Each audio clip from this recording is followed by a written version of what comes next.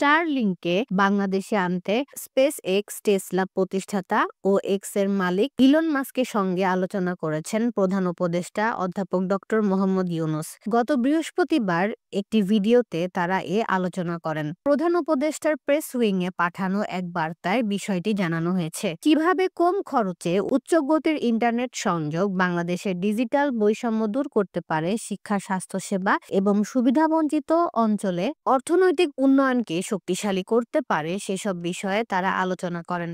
Doctor Yunus বলেন, স্টারলিংকের সংযোগ বাংলাদেশের অবকাঠামোতে একীভূত করার ফলে লাখ লাখ মানুষের জন্য নতুন সুযোগ তৈরি হবে, বিশ্বব্যাপী ডিজিটাল অর্থনীতিতে আরো ঘনিষ্ঠভাবে একীভূত হবে। স্টারলিংক হবে গ্রামীণ ব্যাংক এবং গ্রামীণ ফোনের একটি সম্প্রসারণ, যা গ্রামের নারী ও তরুণদের বিশ্বের সঙ্গে সংযুক্ত করার পথ প্রদর্শক। তারা বিশ্বব্যাপী নারী ও শিশু এবং বিশ্বব্যাপী উদ্যোক্তা হয়ে উঠবে। তিনি বাংলাদেশ ও বিশ্বের অন্যান্য অঞ্চলে প্রযুক্তিচালিত সামাজিক ও অর্থনৈতিক প্রবৃদ্ধির পূর্ণ সম্ভাবনা উন্মোচন করতে মাস্কের সঙ্গে কাজ করার জন্য তার উৎসাহ প্রকাশ করেন। বার্তায় আরো বলা হয়, ইলন মাস্ক গ্রামীণ ব্যাংকের ক্ষুদ্র ঋণ মডেলের প্রশংসা করেছেন। টেসলা মোটরসের প্রতিষ্ঠাতা ইলন মাস্ক বলেন, তিনি বহু বছর ধরে গ্রামীণ ব্যাংক এবং গ্রামীণ ফোন উভয়ের কাজের সঙ্গে পরিচিত। তিনি বিশ্বাস করেন যে স্টারলিংকের মতো প্রযুক্তিগত অগ্রগতি বাংলাদেশের উদ্ভাবন, অর্থনৈতিক ক্ষমতায়ন এবং আর্থিক অন্তর্ভুক্তিকে আরও এগিয়ে নিয়ে যেতে পারে।